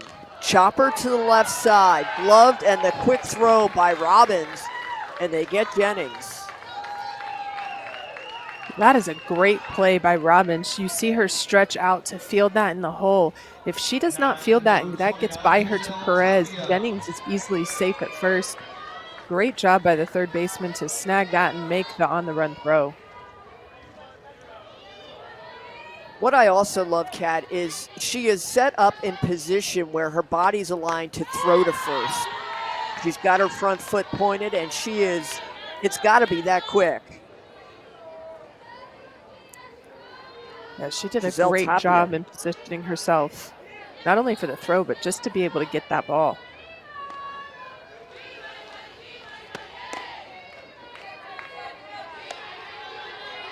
Tapia looking for her first hit of this game. It is Super Bowl weekend, but it has been a super weekend here in Puerto Vallarta. Non-stop Division I college softball with some of the best and brightest in the sport. You think we could get Taylor Swift interested in Division I college softball? We can try. She's got to be on her way somewhere from Japan into the United States right now, don't you think? Oh, yeah. There's You know no how way for she's missing.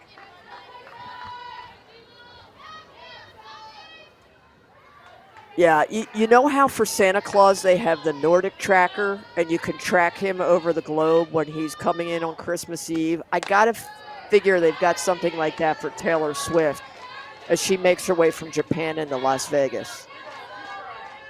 Oh, I'm sure. I believe there's some fanatic out there that has probably hacked into private jet scheduling and knows she's on it.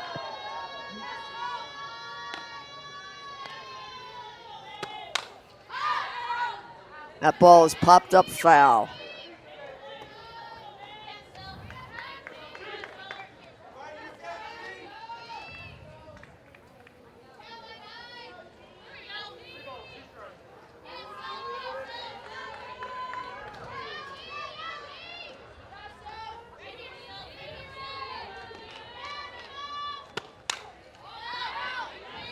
Another foul ball out of play.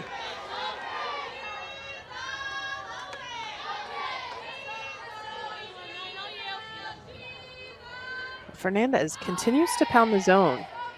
She's gotten deep in a couple counts, but still with some quality pitches. And right here, lefty on lefty, you see her continuing to try to stretch outside with her curveball against Tapia. She walked her. So Tapia is a one-out base runner here in the top of the 7th.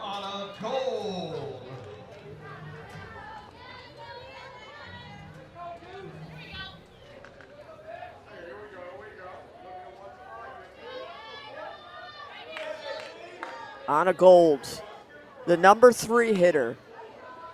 Is this the time that Duke gets hot?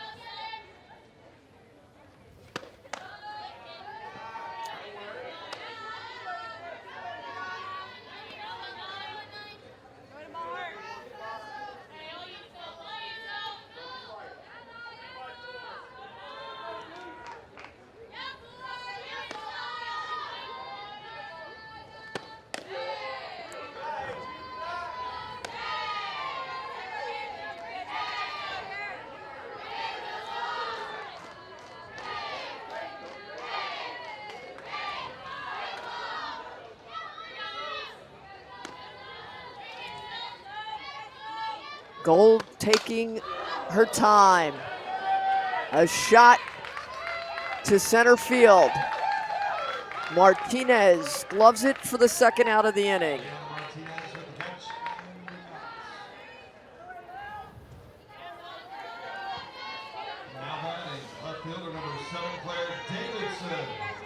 Now the number 4 hitter for Duke, Claire Davidson. She's got an RBI single in the first. She was hit by a pitch in her last at bat. She is 1 for 2 on the day.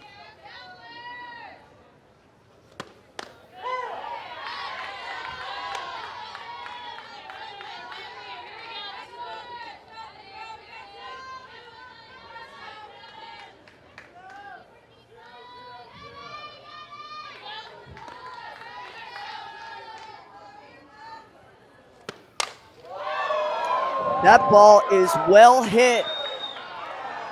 Is it fair? Foul ball. That was a 230-foot foul ball.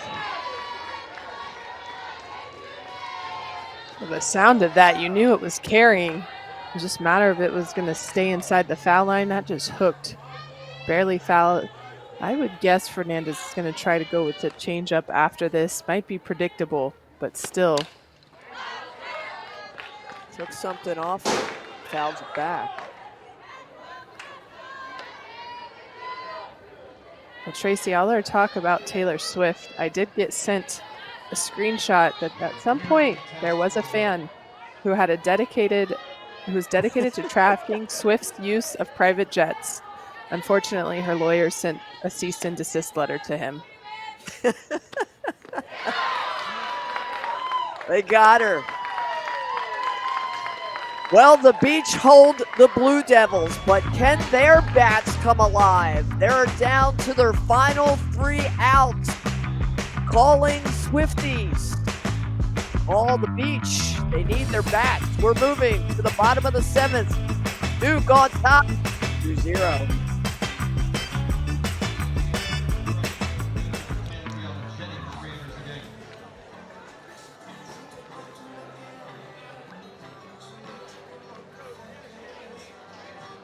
For the Beach.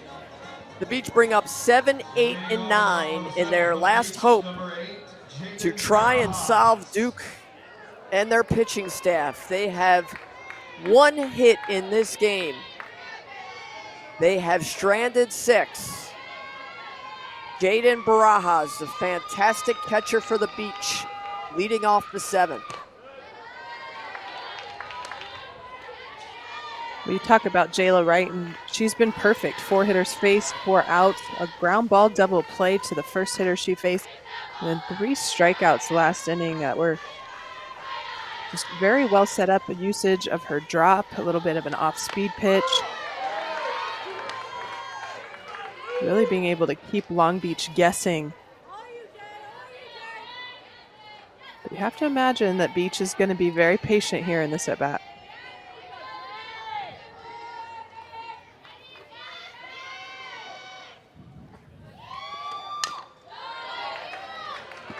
Pounded into the ground. Kat, don't you, if you're the Beach, come back from last inning and say, down, down, and more down. Just work the lower part of the zone, expect it, and make adjustments here in the 7th? Yes, the conversation should be happening between the hitters that everything she's throwing has downspin. A lot of ground balls right now from the Beach hitters, but the conversation should be what adjustment do you need to make? And you saw Barajas there in the back of the box, which is great if you're going to lay off it or force Wright to throw it more up in the zone. But if you're going to force her to throw it more up in the zone, you're going to have to be ready and almost really try to hit the bottom half, because if you hit the top half of a drop ball, it's just a routine ground ball. Really have to try to lift it a little bit, but not like you would something straight like a fastball. Yeah, I have not seen Wright throw much but that drop ball. So to your point, making those adjustments is really key here Carly Robbins trying to find some offensive life. Like that pitch right there. Right brings it up in the zone. It's a strike, but that pitch is very hittable. So if you're Beach, you want to see if that ball's above mid-thigh, you should be attacking. Check that. That's Ceballos. Ceballos, the grounder to third for out number 2. So Duke is 1 out away from going 3-1 in the Puerto Vallarta College Challenge.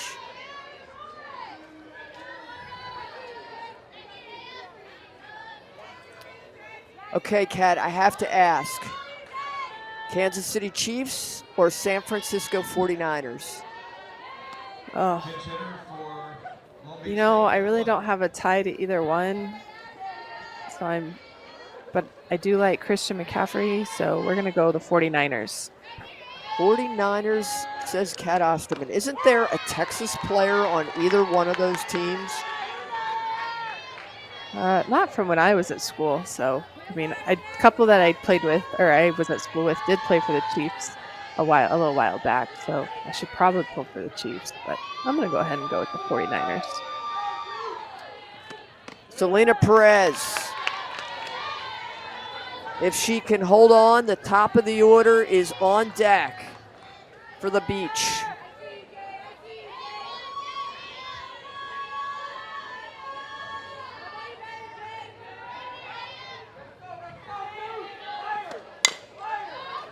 Grounder, back to right. She can't get it. And there is life for the Beach. Perez is a 2-out base runner, and the top of the order up for Long Beach.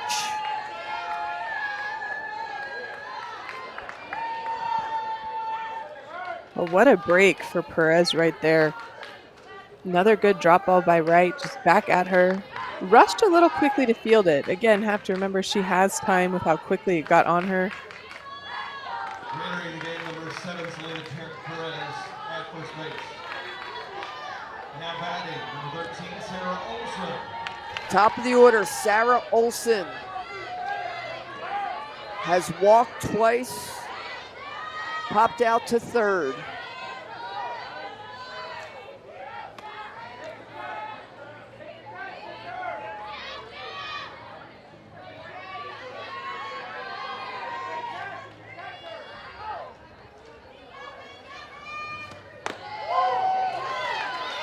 Strike called.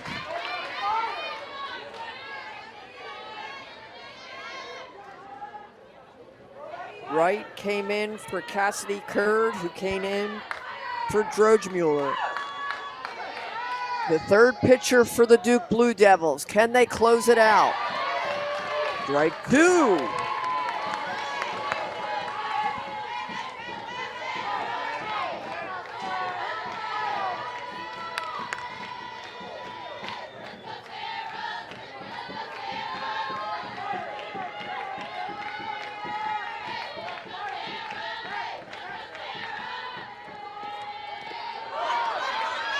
Strike 3, and that will do it. Duke one hits the Beach, winning 2-0 here in Puerto Vallarta. This was a game of just dominant pitching from the Duke Blue Devils staff. The Blue Devils used 3 different arms, but were able to keep the Beach offense in check. Don't get me wrong, Beach had plenty of opportunities with base runners, but Duke able to keep them from scoring and just limit their ability to have any hard contact. Duke moves to 3-1 with the win over the Beach. The Beach dropped to 0-3. That's going to do it from Puerto Vallarta, Mexico. For Kat Osterman and our entire Flow Sports production team, I'm Tracy Warren. This has been a presentation of Triple Crown Sports and Flow Sport. Final score in this one, Duke 2, Long Beach State 0. So long, everybody, from Puerto Vallarta, Mexico.